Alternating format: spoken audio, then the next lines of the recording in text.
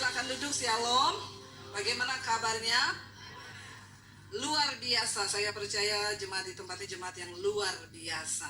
Bukan karena kita tidak ada masalah, amin. Sekalipun ada masalah, kita lebih dari pemenang. Saudara, karena saya baru pulang dari Israel, biasa aja, ya. Jadi saya membawa berkat lah dari sana, ya. Berkatnya bukan korma, tetapi apa yang saya dapat. Siapa yang rindu ke Israel? Rindu dulu, nggak usah pikir saya nggak ada duit. Kadang-kadang orang itu ditanya rindu ke Israel, nggak punya uang, Bu. Nggak nyambung itu. Orang itu ke Israel bukan karena punya uang, amin. Aminnya itu tidak yakin. Saya mau bersaksi nih ya, saya dulu pertama kali saya itu nggak suka ke Israel, saudara. Karena saya melihat banyak orang Kristen itu kok udah kayak umroh. Jadi saya itu dulu nggak mau, ya. Lalu satu kali suami saya bilang gini, kamu itu nggak pengen ke Israel tuh, enggak. Ngapa ke Israel? Bilang begini, tapi kamu itu pengkhotbah loh. Bagaimanapun itu di Israel sana, Yerusalem, itu tempat Yesus pernah ada. Dia melakukan mukjizat di Danau Galilea, dia pernah lahir, dia pernah hidup di sana. Jadi setidaknya kamu itu sebagai pengkhotbah pergilah lihat ke sana, kata suami saya. Saya pikir-pikir juga. Lalu saya mulai berdoa. Saya bilang sama suami saya mau berdoa, saya pengen ke Israel. Suami saya bilang begini, wah kalau istriku sudah berdoa bahaya ini. Karena pasti istri-istri suamimu harus berkata begitu, amin. Jangan suaminya bilang, wah bahaya ini, kamu simpan duit, istri saya tahu. Wah itu bahaya, saudara. Lalu saya mulai berdoa. Waktu saya mulai berdoa, tiba-tiba ada satu, baru mulai sudah ganti loh. Iya, T1, 2, 3, 3, 2, 1 ya. Lalu saya berdoa berapa lama gitu, saudara, tiba-tiba ada satu tour travel tuh telepon saya, Bu, Ibu bisa nggak bawa tur ke Israel? Saya dengan polosnya jawab, saya belum pernah ke Israel. Mana saya bisa bawa tur ke Israel? Dia bilang, Bu, nanti kan di sana Ibu cuma khotbah. Kan nanti di Galilea Ibu cuma khotbah tentang Danau Galilea, nanti di sini Ibu khotbah tentang ini. Terus menerangkan soal Israel, oh itu nanti ada orang sana yang lebih tahu. Oh jadi saya cuma khotbah, iya. Mau nggak, Bu? Saya tidak mau ya disuruh-suruh cari orang kayak sales. Enggak, sudah ada orangnya, tinggal berangkat. Haleluya, puji Tuhan 12 kali. Nggak ada yang wow loh. Jadi pertama kali saya berangkat ke Israel, saudara, bukan karena ada duit, malah dapat sangu. Amin. Waktu saya di Israel, saudara, ada orang juga bersaksi begini, saudara, saya ini datang ke sini benar kalau dibilang orang ke Israel itu bukan karena punya uang, tapi benar-benar diundang Tuhan karena saudara rindu. Lalu ada satu orang bersaksi begini, saya ini kerja di satu perusahaan, saya punya teman akrab itu Muslim, ya ibu-ibu juga. Lalu tiap hari temannya itu curhat sama dia bilang gini, kerinduan saya itu yang belum terwujud satu itu saya pengen umroh. Lalu dia dengerin, saudara. Satu kali ada kesempatan, bosnya itu datang ke ruangan, lalu ngobrol-ngobrol lah sama dia. Lalu dia bilang gini sama bosnya, Pak, Bapak kan Muslim, ya, itu si ibu ini, dia punya kerinduan umroh, Pak. Terus bapaknya bilang, oh ya, iya dia cerita sama saya tiap hari katanya yang dia rindukan tuh umroh. Lalu bosnya itu bilang gini, oh ya sudah, ya puji, dia bilang, alhamdulillah kamu kasih tahu ini ke saya jadi tahu. Saya akan berangkatkan dia umroh. Lalu dia tanya, kamu kan Kristen, iya, kamu rindu nggak ke Yerusalem? Terus dia bilang, iya Pak, kenapa? Ya udah kamu berangkat ke Yerusalem, dia umroh, saya yang bayar. Wow nggak? Nggak ada yang kalau Tuhan rindu, kalau Tuhan memang mengundang kita, kita pasti bisa. Oke saudara, saya pengen cerita. Kita masuk pertama kali itu dari Mesir, ya. Kita semua tahu Mesir itu bangsa Israel. Saya pengen tanya dulu, saudara tahu nggak sejarahnya bangsa Israel? Sebelum kita mulai, banyak yang tidak tahu ini. Udah jadi Kristen puluhan tahun tapi nggak tahu. Ngaku ayo, nggak usah angkat tangan. Nanti saya baptis ulang. Saya rendam agak lama. Berapa menit? 15. Ya, biar dia buka mata langsung di rumah Bapa di surga. Kalau kita bicara tentang sejarah Israel dari Bapak Abraham dulu, ya Abraham itu punya anak berapa? Ini ceritanya guru sekolah minggu, tapi nggak apa-apa karena banyak orang tua tidak lulus sekolah minggu. Abraham punya anak dua dari istrinya Sarah dan hambanya yaitu Hagar. Anaknya namanya siapa? Ismail. Dan kita tidak bicara soal Ismail, ya, kita bicara soal anak perjanjian yaitu Ishak. Ishak punya istri namanya Ribka. Siapa yang cariin? Abraham lewat hambanya Eliezer. Siapa yang kasih minum untamu? Perempuan itu yang akan jadi istri mantuku, jadi istri anakku. Lalu Ishak itu punya anak berapa? Dua. Namanya Esau dan Yakub. Yakub pertama itu yang bungsu, Esau yang sulung. Tapi karena Yakub menipu Esau dengan semangkok berenebon, kaki babi lagi.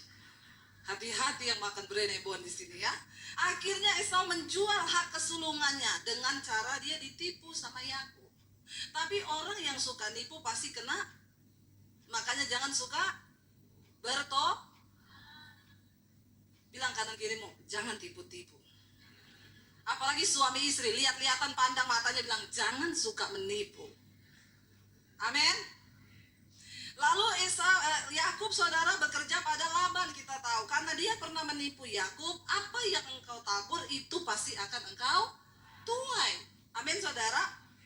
Orang yang menipu pasti ditipu. Jadi kita berdoa saudara supaya hidup kita ini sungguh-sungguh di dalam takut akan Tuhan.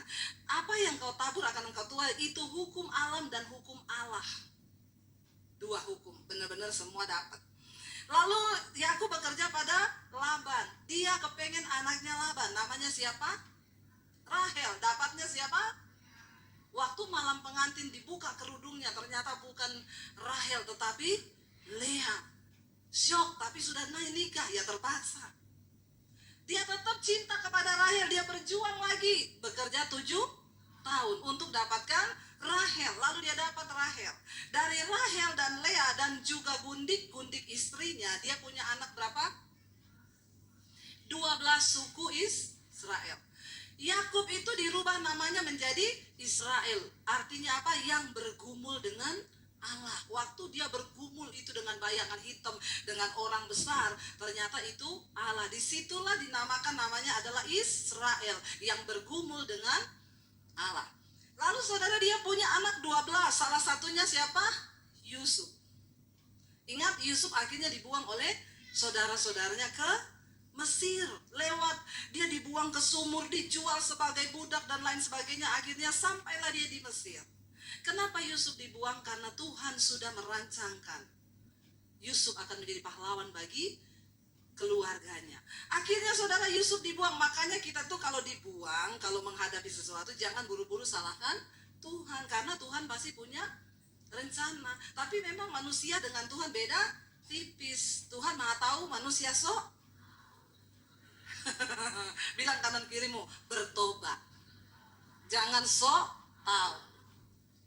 Yusuf singkat cerita menjadi perdana menteri di Mesir. Lalu terjadilah kelaparan besar di Israel. Lalu Yakub mengutus anak-anaknya untuk beli gandum. Beli gandum sampai di sana, Yusuf mengenal saudara-saudaranya, tapi saudara-saudaranya tidak lagi mengenal Yusuf. Karena orang yang diurapi Tuhan mesti berubah. Amin. Kayak saya ini loh. Haleluya, tambah gendut maksudnya. Ya, jadi saudara sudah tidak dikenal lagi. Lalu dia bilang, bawa gandum ini, tidak usah bayar. Ajak semua keluargamu pindah ke Mesir. Lalu akhirnya mereka tahu ternyata itu Yusuf. Lalu Yakub dan seluruh keturunannya pindah ke Mesir. Jumlahnya 70-75 orang. Dan semua keluarganya. Di Mesir mereka jadi orang yang diberkati Tuhan. Karena mereka hidup takut akan Tuhan. Diurapi Tuhan. Mereka bekerja rajin. Lalu mereka menjadi bangsa yang besar. Diberkati lebih daripada orang. Makanya saudara lihat itu saya sama seperti ya. Orang Jawa itu kalau dikirim ke Kalimantan, Sulawesi, disuruh bekerja jadi perkebunan sawit. Lama-lama itu kalau saudara pergi ke sana, yang jadi tuan-tuan tanah itu orang Jawa loh. Saudara ke Sulawesi yang jualan bakso sampai jualan spray itu semua emas. Beneran? Ya, saudara ke Kalimantan, mulai yang jual bakso, mie ayam, sampai yang jualan batik, jualan baju, sampai yang mas-mas datang ke rumah, spray bayar harian 1.000 per hari, itu semua orang Jawa. Lalu orang yang di situ penduduk setempat miskin, gak punya apa-apa. Semua tanah dimiliki oleh orang Jawa. Kenapa? Mereka rajin. Bukan karena suami saya orang Jawa. Jadi kayak begitu. Waktu itu Israel pindah ke Mesir, mereka diberkati Tuhan. Lalu orang Mesir iri. Ini kok orang Israel ini di tanah kita mereka diberkati ya. Mereka bikin undang-undang, akhirnya mereka perbudak orang Israel. Disuruh bangun rumah tidak digaji, disuruh kerja paksa. Lalu mereka mulai berseru kepada Tuhan. Seenak-enaknya orang hidup, kalau jadi budak itu enak gak saudara? Ya, kalau kita nggak jadi budak itu enak, ngantuk tidur tinggal tidur. Tapi coba kalau jadi budak, nggak bisa, walaupun ngantuk tetap harus kerja. Akhirnya mereka berseru, Tuhan mengangkat Musa untuk membawa bangsa ini keluar. Perjalanan dari Mesir menuju ke tanah perjanjian ke Israel, itu kita kemarin naik bus 8 jam. Tapi waktu itu belum ada bus, jadi mereka jalan kaki. Jalan kaki harusnya ditempuh 11 hari. Tapi Tuhan bawa mereka berputar-putar di padang gurun. Saya tuh punya video kemarin, saya ada syuting biar saudara lihat. Yang belum pernah pergi saja, yang sudah pergi boleh tutup mata. Kalau tidak mau melihat, ya bisa ditayangkan nggak video saya yang di padang gurun? Saudara, itu di padang gurun tuh nggak enak. Saya syuting itu dari bus, saudara biar lihat ya. Itu lewat di padang gurun, saudara bisa bayangkan mereka 40 tahun di padang gurun. Harusnya cuma 11 hari. Apa yang menjadi masalah bangsa Israel itu sampai berputar 40 tahun? Nanti kita akan belajar sama-sama. Ini Tuhan mau bawa mereka pindah ke dimensi yang baru. Dari tanah perbudakan masuk ke tanah perjanjian, itu dimensi yang baru. Tapi masuk dimensi yang baru itu tidak seindah yang kita pikir. Wah, bicara tentang dimensi baru, mobil baru, rumah baru. Hello, ada proses yang baru. Bisa diputar itu? Kalau tidak bisa, ya sudah, kita menghayal saja. Nah, ini padang gurun, saudara. Ya, bayangkan saudara berjalan siang hari di sana. Ini padang gurun, tidak ada apa-apa, tandus, begitu luar biasa panasnya itu. Yang belum pernah pergi, tolong imani dulu. Ya, ini saudara, padang gurun itu ya. Bangsa Israel berjalan di situ 40 tahun lamanya. Harusnya cuma 11 hari. Saya aja naik bus itu bisa bayangkan panasnya. Oke, cukup. Lalu mereka dibawa keluar. Ketika dibawa keluar, coba kita buka Keluaran 14 ya. Keluaran 14. Akhirnya Fir'aun melepaskan mereka setelah melalui banyak perjuangan. Tapi itu Tuhan buat supaya bangsa Israel melihat bahwa mereka punya Tuhan yang hidup. Keluaran 14 mulai ayat yang ke-20 kita baca sama-sama, saudara. 23. Yang kita baca ayat 23. Keluaran 14 ayat 23. Coba kita baca. Ya, mereka sudah keluar, tapi tidak begitu saja. Baca ayat 23. 1, 2, 3. Orang Mesir mengejar dan menyusul mereka, segala kuda Fir'aun, keretanya, orangnya yang berkuda sampai ke tengah-tengah laut. Dan pada waktu itu juga, waktu jaga pagi, Tuhan yang di dalam tiang api dan awan itu memandang kepada tentara orang Mesir itu, lalu dikacaukannya tentara orang Mesir itu. Saudara, maaf, saya pengen kita baca dari ayat ini dulu ya, sebelum itu sudah ditenggelamkan Tuhan. Kita lihat bangsa Israel. Ya, engkau ya, tunggu, sabar saudara ya. Nah, ini ayat yang ke-9 ya. Saya sengaja begini supaya saudara tidak ngantuk. Keluaran 4, yuk, ayat 9, 1, 2, 3. Adapun orang Mesir, segala kuda dan kereta Fir'aun, orang-orang mengejar mereka dan mencapai mereka pada waktu mereka berkemah di tepi laut dekat. Ketika Fir'aun telah dekat, orang Israel menoleh, maka tampaklah orang Mesir bergerak menyusul mereka. Lalu sangat ketakutanlah orang Israel dan mereka berseru-seru kepada Tuhan. Ayat berikutnya. Dan mereka berkata kepada Musa, apakah karena tidak ada kuburan di Mesir, maka engkau membawa kami untuk mati di padang gurun ini? Apakah yang kau perbuat ini terhadap kami dengan membawa kami keluar dari Mesir? Ayat berikutnya. Bukankah ini yang telah kami katakan kepadamu di Mesir? janganlah mengganggu kami, dan biarlah kami bekerja kepada orang Mesir, sebab lebih baik bagi kami untuk bekerja pada orang Mesir daripada mati di padang gurun. Ini bangsa Israel memang mentalnya sudah mental budak, karena sudah terlalu nyaman hidup di dalam perbudakan. Ketika mereka melihat tantangan Musa membawa mereka, lalu bangsa Israel mengejar mereka dengan selengkap tentara berkuda, mereka marah kepada Musa. Musa, ini gara-gara kamu loh. Kita nggak minta kamu bawa kita keluar dari Mesir kan? Ini gara-gara kamu. Emang gara-gara di Mesir sudah tidak ada kuburan, makanya kamu bawa kami kepada gurun ini supaya kita dimakamkan rame-rame di sini. Saudara, bangsa Israel mentalnya mereka bilang apa? Karena kita kan udah bilang sama kamu waktu di Mesir, jangan kamu ganggu kami. Mending kami tetap kerja jadi budak daripada kau bawa kami ke padang gurun ini. Mereka nggak siap untuk pindah ke dimensi yang baru yang Tuhan siapkan. Saudara, sebagai orang Kristen, jangan mimpi engkau bisa melihat janji dan berkat Tuhan kalau mentalmu tidak dirubah dulu sama Tuhan. Bagi Tuhan membawa bangsa Israel keluar dari Mesir sampai ke tanah perjanjian cuma butuh waktu 11 hari. Mengeluarkan mereka dari Mesir. Tapi mengeluarkan Mesir dari otak dan mental mereka butuh waktu 40 tahun. Amin. Tuhan sedang berbicara kepada kita malam hari ini. Mari kita punya mental yang merdeka, saudara. Mari jangan main-main lagi dengan Tuhan. Kita waktu-waktu ini singkat. Mari hidup di dalam kebenaran. Mari kita buang semua perbudakan-perbudakan yang masih mengikat kita. Apapun itu, buang. Dan kita mau belajar hidup dalam kebenaran. Kenapa? Untuk bisa masuk dalam dimensinya Tuhan, mental kita harus baru sesuai firman Tuhan. Tapi orang Kristen sekarang suka bikin ayat sendiri. Amin. Saya tuh melihat banyak orang Kristen hidupnya tidak berbahagia. Kenapa? Tidak mau menuruti firman Tuhan. Saudara bisa bayangkan ada satu bapak telepon saya gini, Bu, saya itu sama istri saya sudah tidak berbahagia berapa tahun terakhir ini. Kenapa Pak?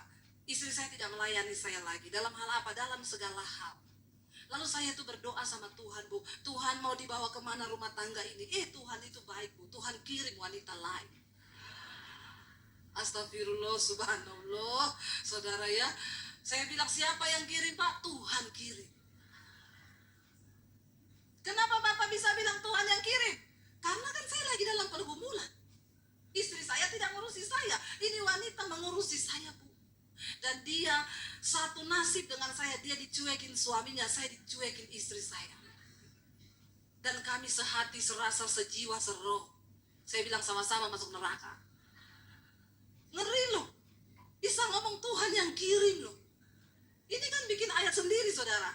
Hello? Saya bilang, Bapak, kalau Bapak dekat sama saya baptis ulang Bapak. Saya rendam agak berapa menit? Pinter. Biar dia buka mata langsung di rumah Bapak di sorga. Lebih baik tubuhnya binasa tapi jiwanya selamat. Ada orang Tuhan kirim perempuan lain. Bapak-bapak di sini bertobat. Amin, Bapak-bapak. Aminnya itu ikhlas. Ya, dia bilang soalnya kan istri saya marah-marahin saya. Ini sabar, Bu. Orangnya halus, hormat sama saya. Saya bilang itu masih iklan. Masa promosi. Nanti kalau masa promosinya udah hilang, lebih galak dari istrimu. Bertobat ya Bapak-bapak ya. Jangan bikin ayat sendiri. Mari kita rubah paradigma kita sesuai dengan kebenaran firman Tuhan supaya kita bisa menikmati janji Tuhan. Tapi orang Kristen zaman now, saya itu saudara sekarang udah malas kalau layani orang-orang Kristen tuh konseling ya. Saudara bisa bayangkan itu dari YouTube itu saya melayani orang-orang itu saudara. Ya satu khotbah yang komen 200, yang nonton 100.000. Itu kalau yang konseling ya seperberapa saja. Saudara bisa bayangkan itu ratusan tiap hari masuk di HP saya sampai HP saya error. Bunyi-bunyi sendiri, ting ting ting ting ting ting ting ting ting, nggak ada apa-apa loh. Untung saya tidak error. Jadi tolong sabar kalau yang SMS belum dibalas, sabar. Semua ada waktunya.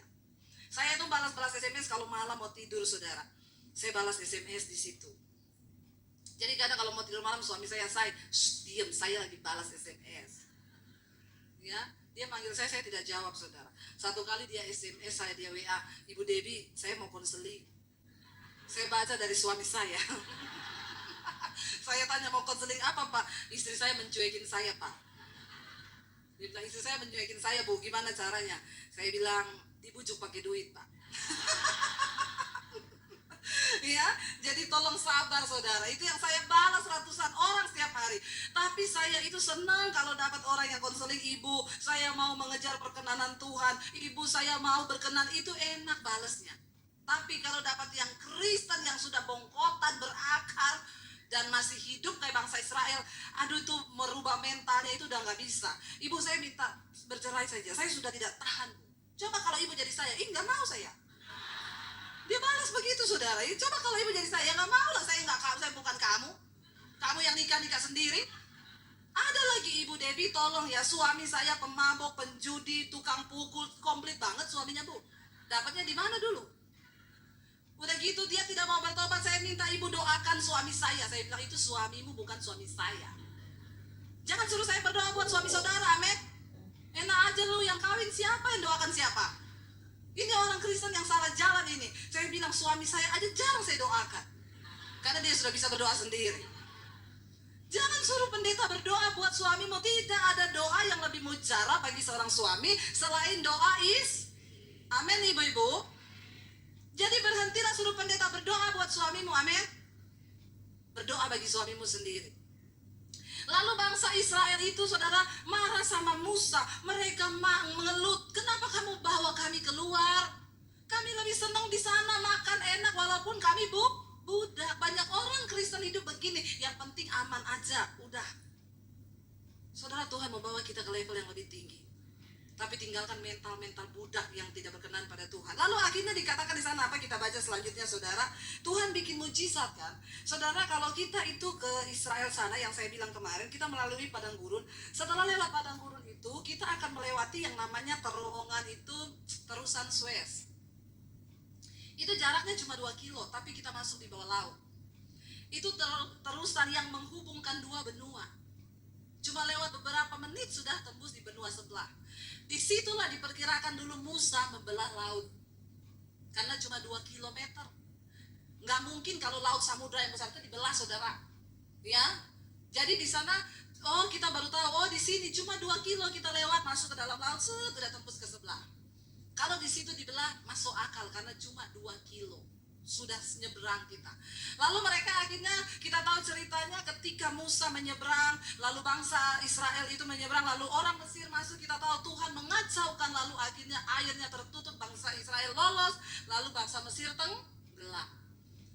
Bangsa Israel melihat di depan mata mereka mujizat yang luar biasa. Wow gak itu? Wow banget, wow itu laut terbelah. Itu tuh bukan hal yang biasa saudara, amin.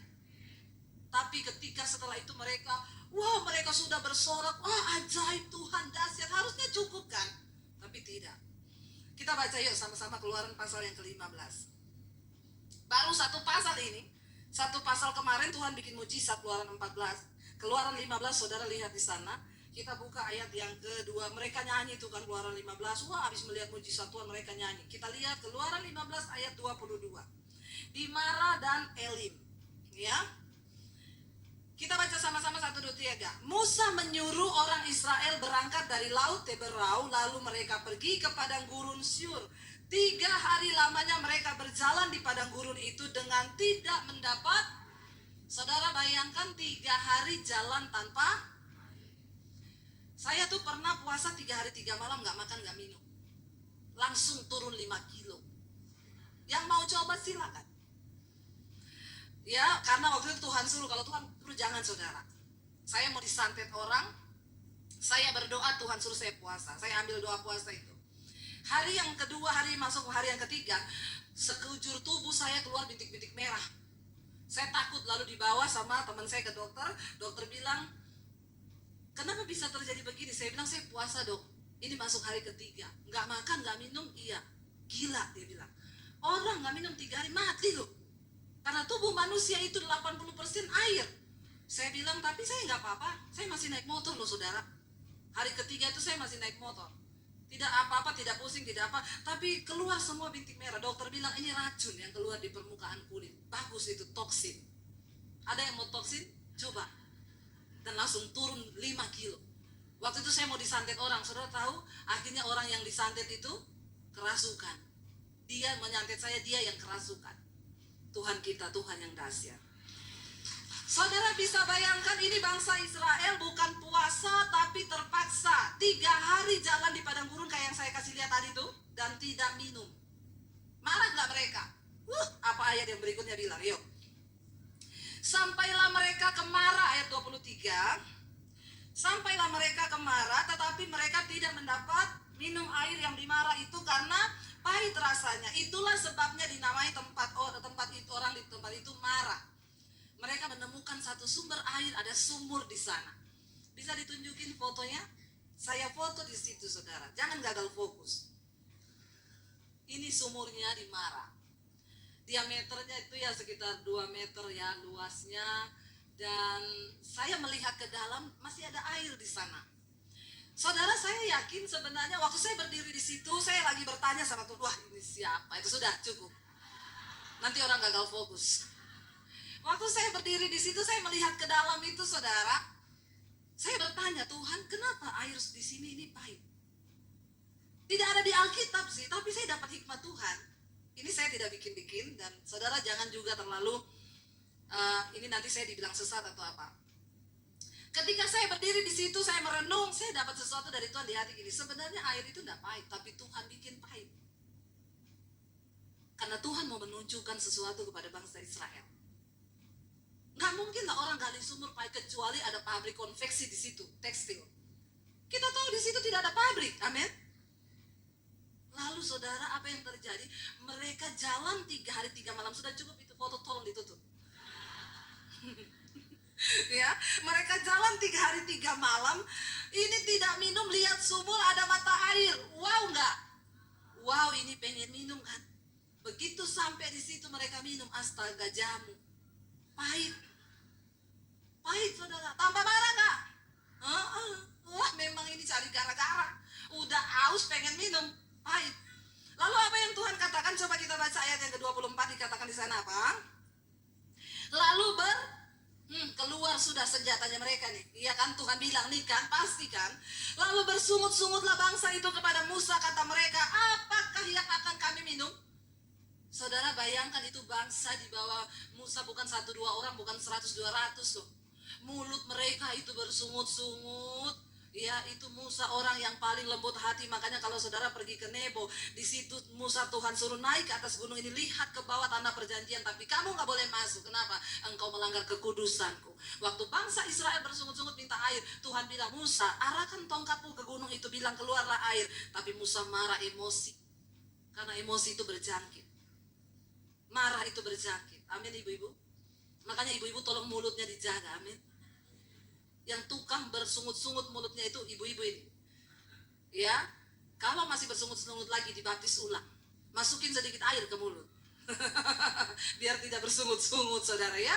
Lalu mereka bersungut-sungut kepada Musa. Coba lihat ayat yang berikutnya. Akhirnya Musa berseru-seru kepada siapa? Di depan bangsa itu kan ini.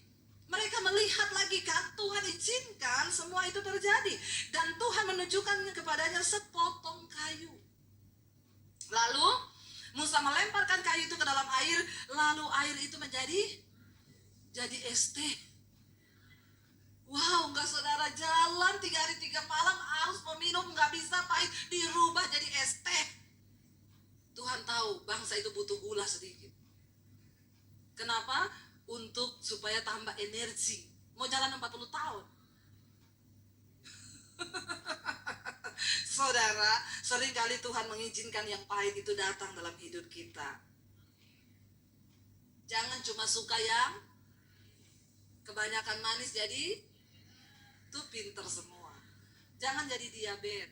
Seringkali Tuhan izinkan yang pahit dalam hidup kita. Kenapa saudara? Coba kita buka Yesaya. Yesaya pasal 38 ayat yang ke-17. Apa yang dikatakan Nabi Yesaya tentang sesuatu yang pahit? Baca sama-sama. Sesungguhnya penderitaan yang pahit menjadi keselamatan bagiku. Engkaulah yang mencegah jiwaku dari lubang kebinasaan. Sebab engkau telah melemparkan segala dosaku jauh dari hadapanmu. Yang pahit itu bisa menyelamatkan jiwa. Kalau hari ini engkau sedang menghadapi yang pahit-pahit di hidupmu, jangan buru-buru salahkan orang. Jangan buru-buru salahkan suamimu. Jangan buru-buru salahkan anakmu. Jangan buru-buru salahkan Tuhan. Tapi tanya, Tuhan, apa maksudmu dari yang pahit ini? Kenapa Tuhan sanggup mengubahnya menjadi manis? Amin. Suamimu sanggup dirubah Tuhan. Saya kemarin pelayanan di Surabaya. Ada ibu-ibu datang, Ibu Debbie, saya selalu nonton khotbah-khotbah ibu. Puji Tuhan saya dapat kekuatan. Ibu tahu benar bu, 10 tahun saya bergumul buat suami saya. 10 tahun saudara. Ya, orang cicil mobil sudah 2 kali lunas itu. Dia bergumul untuk suaminya. Tapi ibu-ibu zaman now banyak yang nggak mau bu, enak aja. Ya, buat apa saya bergumul buat dia? Jahat suami saya. Kalau bukan engkau yang bergumul untuk suamimu, siapa yang bergumul buat dia? Amin ibu-ibu. Tolong ubah cara pandangmu. Tuhan seringkali mengubah sesuatu menjadi pahit supaya imanmu dilatih. Kenapa orang kalau sudah terbiasa pahit, rasa imannya sedikit udah bersyukur puji Tuhan haleluya 12 kali. Tapi orang kalau udah terbiasa manis terus ya, yang manis pun dia bilang bertobat. Amin. Lalu saya terbiasa minum teh tawar. Begitu minum teh yang dikasih gula 1 sendok aja udah kemanisan buat saya. Apalagi kalau saya minum sambil melihat cermin. Masalah buat lo. Biasa aja kali pak. Jangan muntah di sini nanti pelepasan. Iya, benar nggak saudara? Orang itu kalau sudah terbiasa yang pahit, engkau menikmati sedikit saja di dalam hidupmu, engkau bisa bersyukur. Tapi orang itu kalau manis terus sedikit aja pahit udah bersungut-sungut dia. Makanya orang-orang tuh bilang, bu lihat ibu sekarang luar biasa. Jangan bilang yang sekarang, lihat yang pahit dulu. Orang itu saudara cuma lihat ketika kita biasa sudah menikmati berkat. Tapi waktu kita mengalami yang pahit kan gak ada yang tahu. Saya berdoa biar Tuhan mengizinkan yang pahit-pahit itu terjadi. Bilang amin dong. Aminnya kok sambil dendam gitu. Biasa aja ya. Bener gak saudara? Supaya kita bisa mengalami sesuatu yang manis. Kemarin saya di Surabaya ketemu satu orang ibu. Dia bilang, ibu saya ini menikah bu sama suami saya. Terus saya waktu menikah timbangan saya 100 kilo. Tapi suami saya cinta sama saya. Ada tipe-tipe laki-laki begini saudara. Ini laki-laki langka.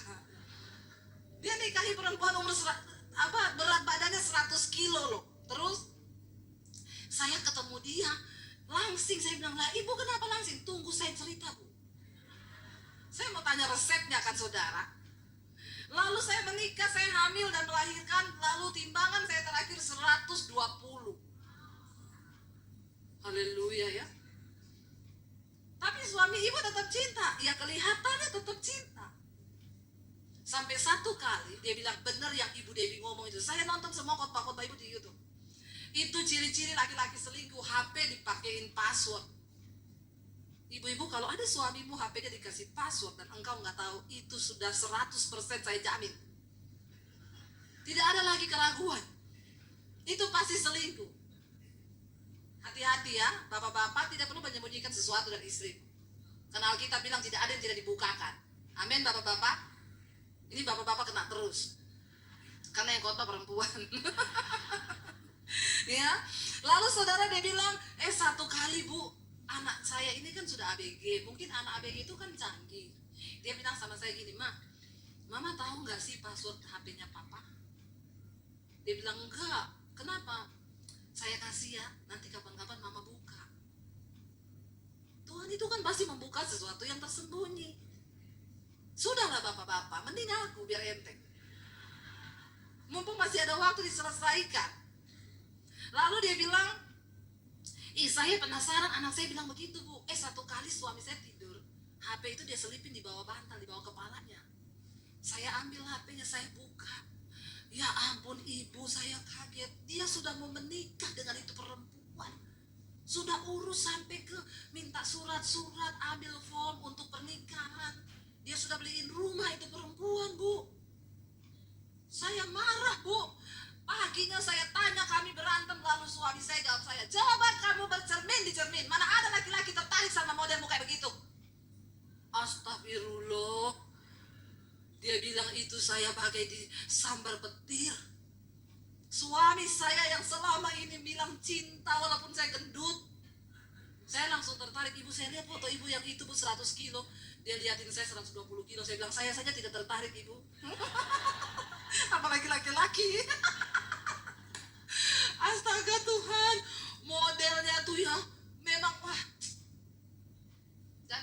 ada baju yang muat kalau kayak begitu kan, tinggal pakai karung beras aja, kasih tali 2. Lalu saudara, dia bilang saya syok ketika mendengar itu keluar dari hati suami saya, Bu. Akhirnya dari situ saya nge-gym. Saya sewa PT, sehari 7 jam saya di tempat olahraga. Saya ketemu dia kemarin 60 kilo. Kan saya tanya, ibu rahasianya apa? Suruh suami ibu selingkuh. Tidak.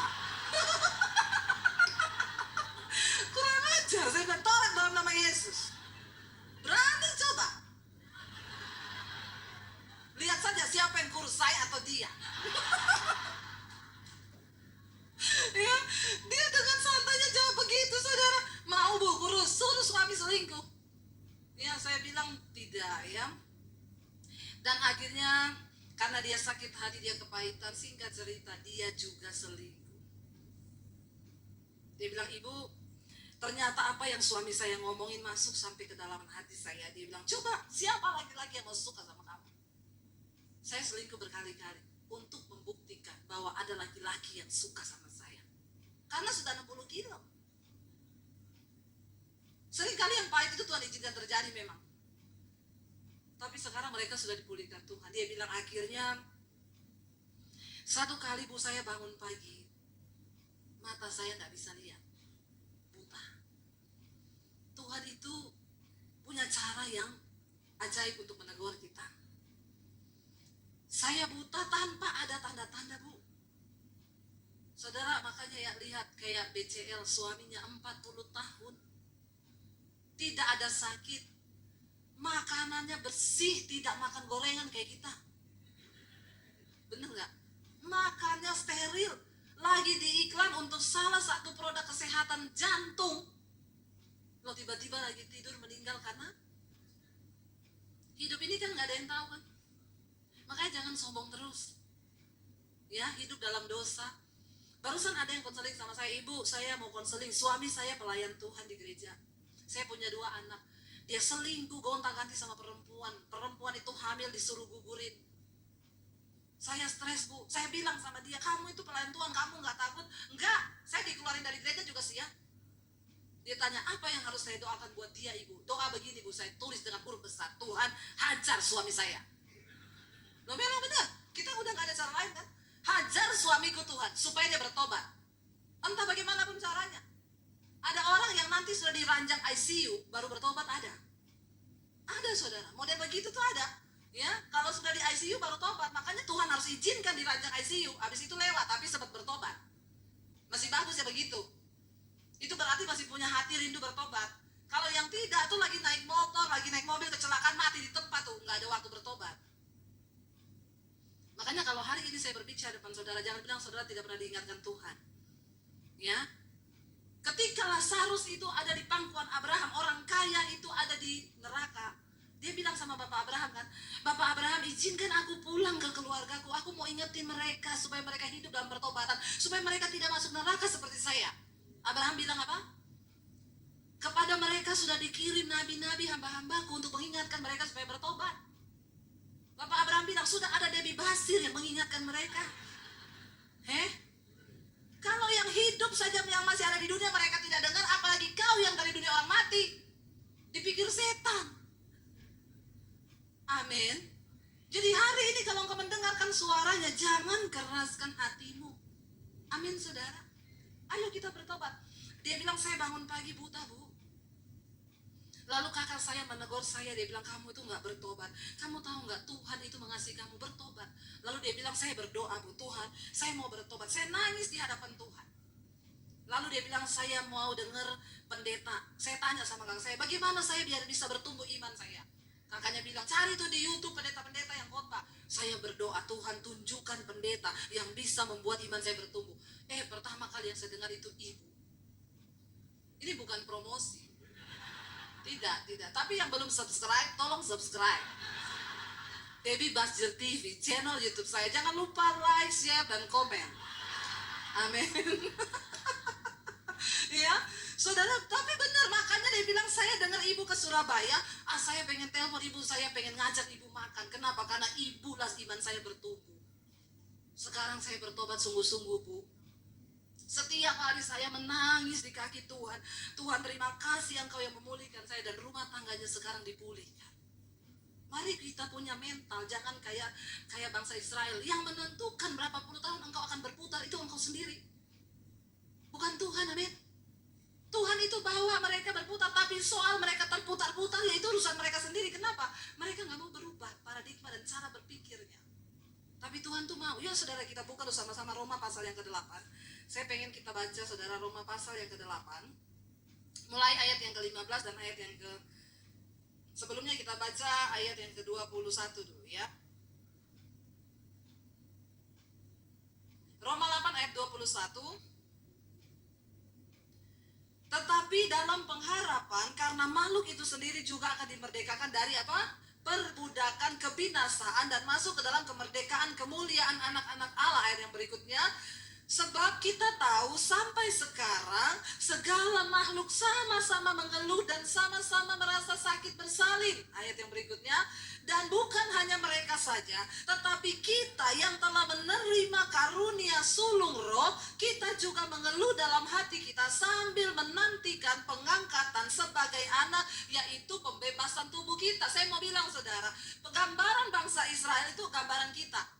Tuhan menjanjikan satu tanah perjanjian bagi kita semua. Saya pengen putar coba video yang masuk tanah perjanjian.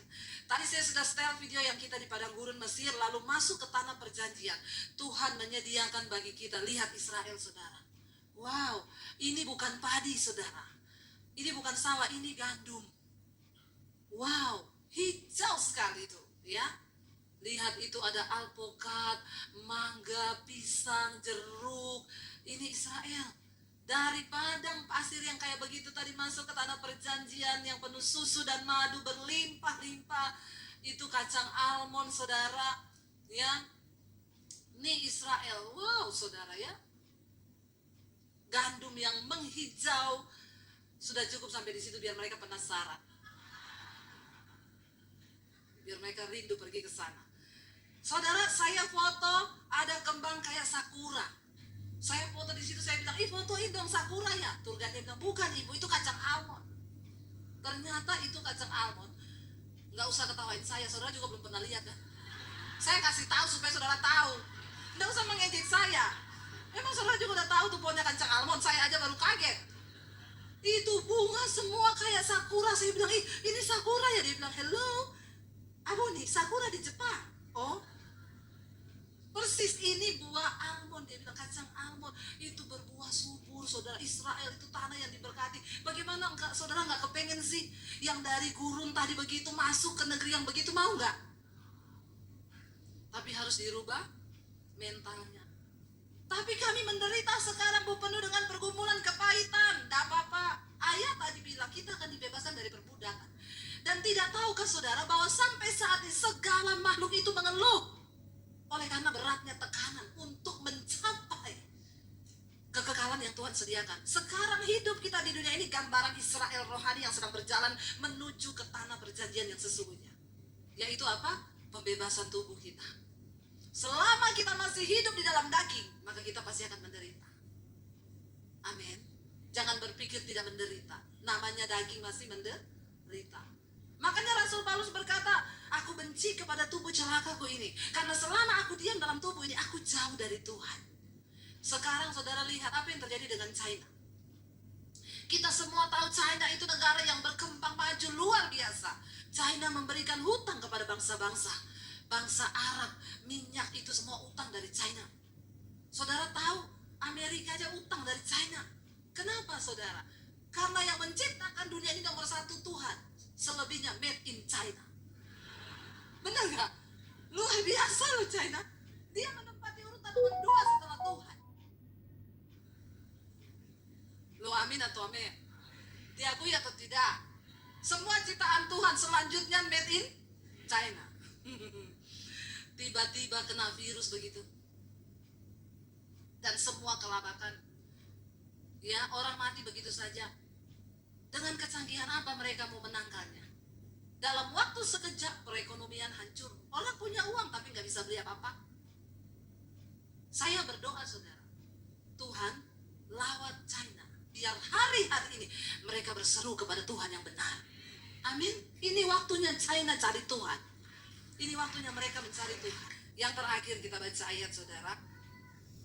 Lanjut ayat yang ke-24 tadi. Ya, dari Roma pasal 8 ayat 24. Sebab apa?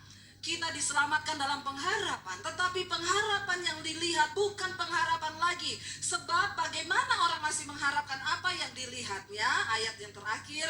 Tetapi jika kita mengharapkan apa yang tidak kita lihat, kita menantikannya dengan tekun. Amin saudara.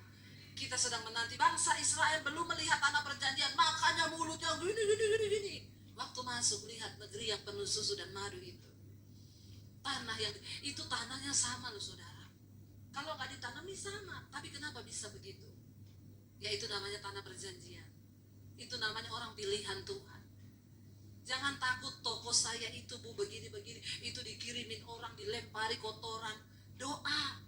Tapi engkau jangan berdoa, Tuhan aku balikan kotoran ini ke orangnya. Jangan. Makanya saudara tidak pernah diberkati. Ya, lepaskan berkat. Aku memberkati orang yang melemparnya, Tuhan berkati supaya dia bertobat. Amin. Ibu-ibu kalau suamimu masih pahit, berdoa, Tuhan aku melepaskan pengampunan buat suamiku. Ya, jangan dikasih sianida. Ya, saya bilang ibu berdoa buat suamimu, jangan kau racuni suamimu. Iya Bu Dewi, saya berdoa tiap hari, Tuhan cabut nyawanya.